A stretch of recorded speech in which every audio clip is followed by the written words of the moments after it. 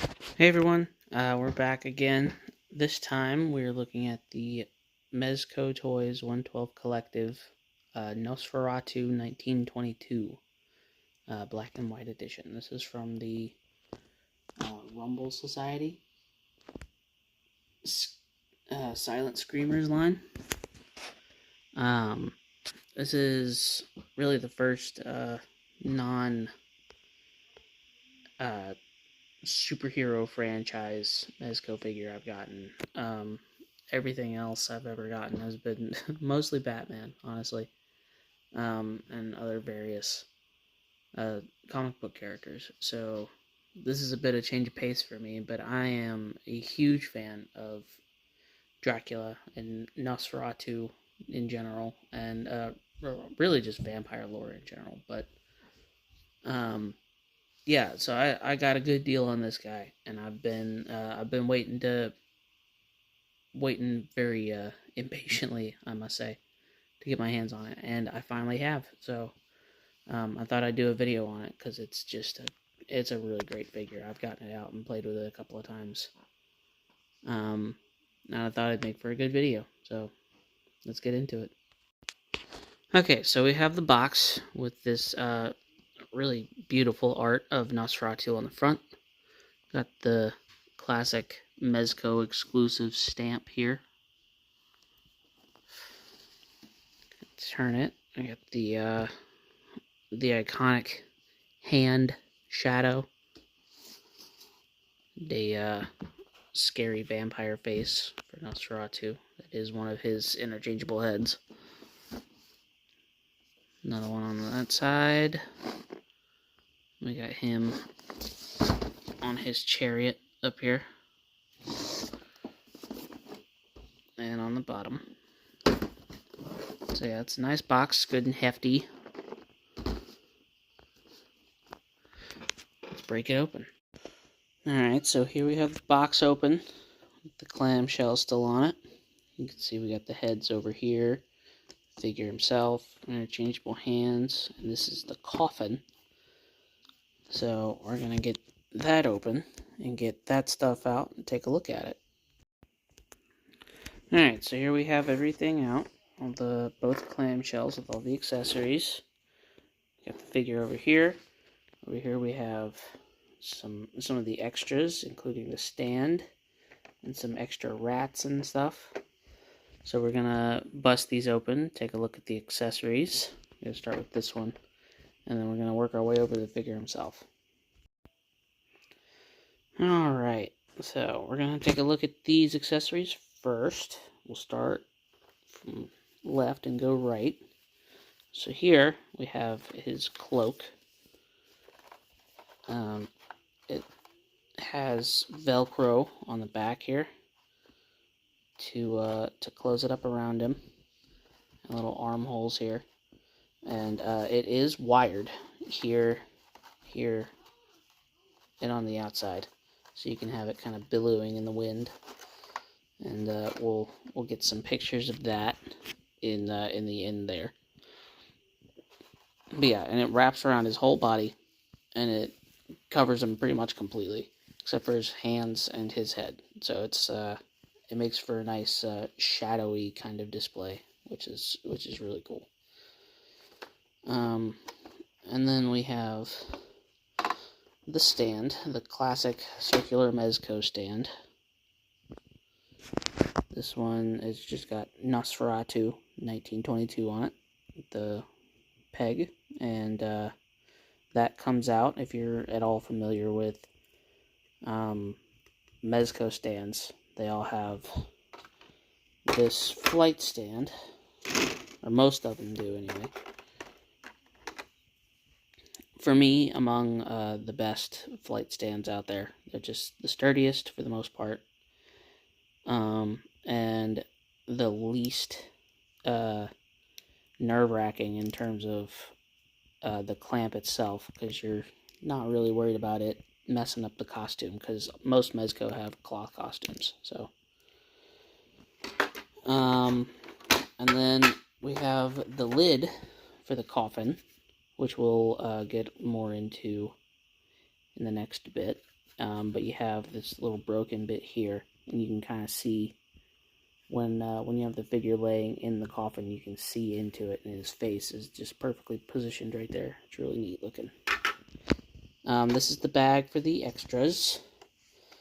Here we have this little felt-covered cap, like what he wore in the movie.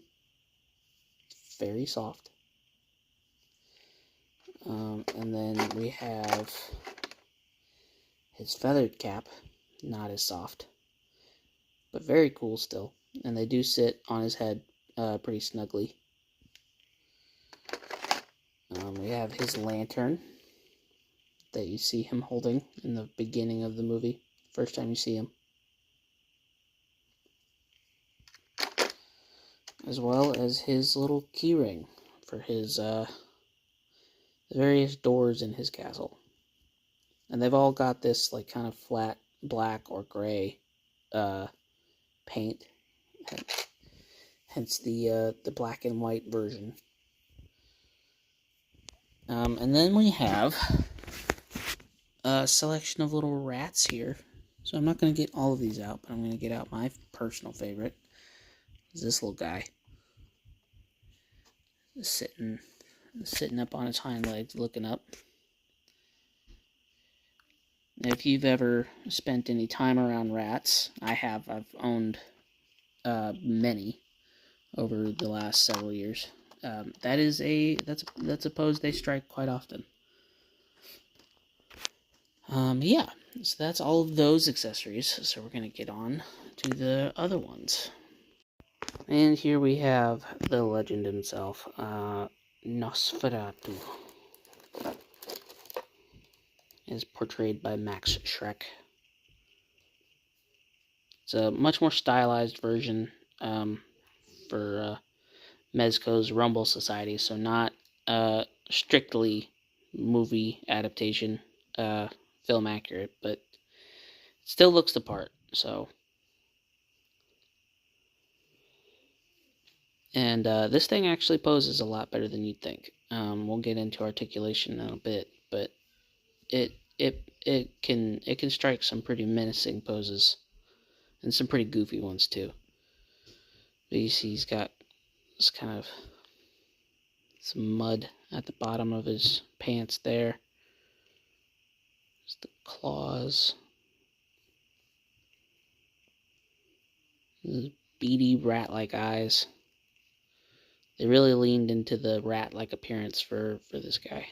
His ears and his teeth. Very bat-like too, but you know. And then we have this head, which is kind of a fangs out face. This might be my favorite, personally. It's very subdued, but still very creepy. We got this one. It's kind of a snarling, angry face. You got the veins popping out all over his face. And this one, which is also a favorite of mine. This is melting face. The sun's out from the end of the movie, I guess, and he's just not. Oh crap! My bad. Yeah, he's just melting. And then you got the straight up, just screaming vampire face, the bat nose and all of that. Very cool. And then for hands, we already saw his kind of relaxed hands on the figure. So we've got this kind of outstretched hand, but it's also melting. So it's like he put his hand up to protect his face, and his hand started melting as well. You can see the bone and the ligaments inside this, under the skin. Very cool. We got this like clawed kind of pointing hand. Very long claws on those. This is his holding stuff hand, so you can have him holding his keys or his lantern or rat or the lid of the coffin, whatever it may be. And then we got two kind of arched, serrated hand, like claw hands. And they're all claw hands, really, but with the bent fingers really accentuates those claws. Very predatory. And then, finally, we have this coffin. And this thing has some weight to it. Most of the weight in this box comes from this. And you have the dirt in the bottom there, and the rats all bunched up over here. It's very well sculpted, very well painted, and he fits in it perfectly. We'll get to some of that here in a moment. And yeah, that's Nosferatu. So now we'll get into some swap outs and some articulation and stuff, and we'll show off some of that. Alright, so here's the coffin with Nosferatu inside. And like I mentioned earlier, you can kind of perfectly see his little eyes poking through the crack in the lid here. And he fits in there perfectly. Super neat. So we'll get into some articulation here. If I can get this to sit up right. There we go. Alright. So with Nosferatu here, we have his arm goes up about that high because you got it bunches up here. Same here, and then it's a full swivel on his at his forearm, but you don't want to push that all the way because of the coat, and that's kind of it's a really well articulated body, but the clothes kind of hinder it some. So legs kick out about that high. The ankle is a ball, but it's kind of hard to adjust it just because of the shoes. They come up so high. Got a full crunch on the knees. Mostly same with the elbow. It's pretty good bend at the elbows there. It's a ball joint for the wrist, so you got pretty much full movement. The neck, you can look up about that high. And down like that. And then obviously it swivels all the way. It's also a ball joint. And there's not really, I don't think there's a hinge. Yeah, no, it's just a straight up ball joint.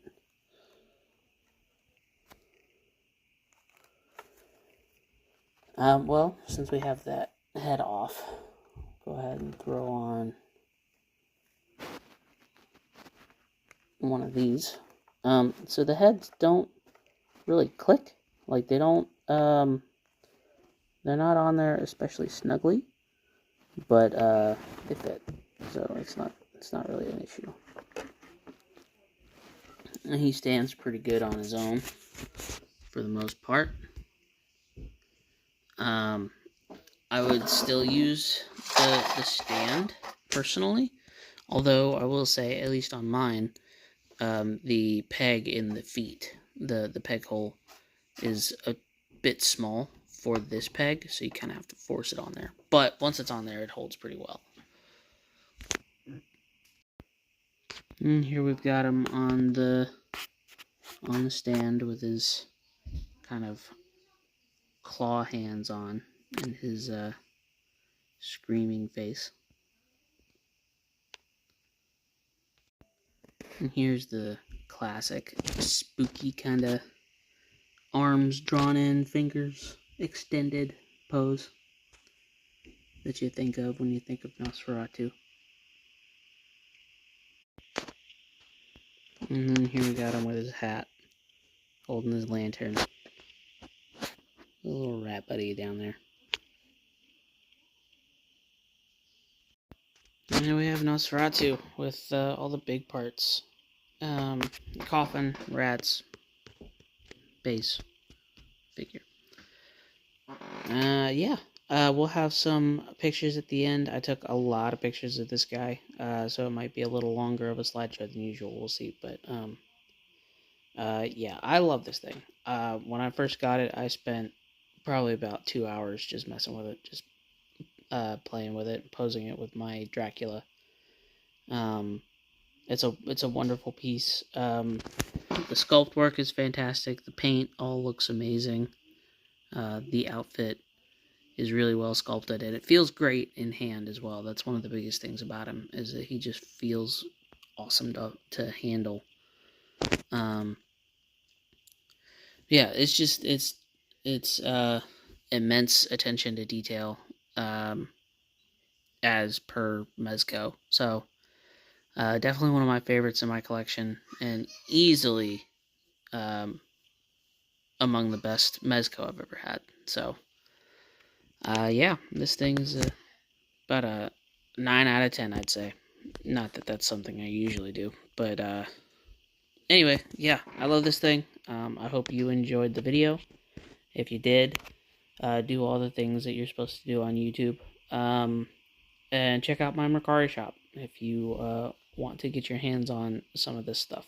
So, thank you again. Thanks for watching, and I'll see you next time. See ya.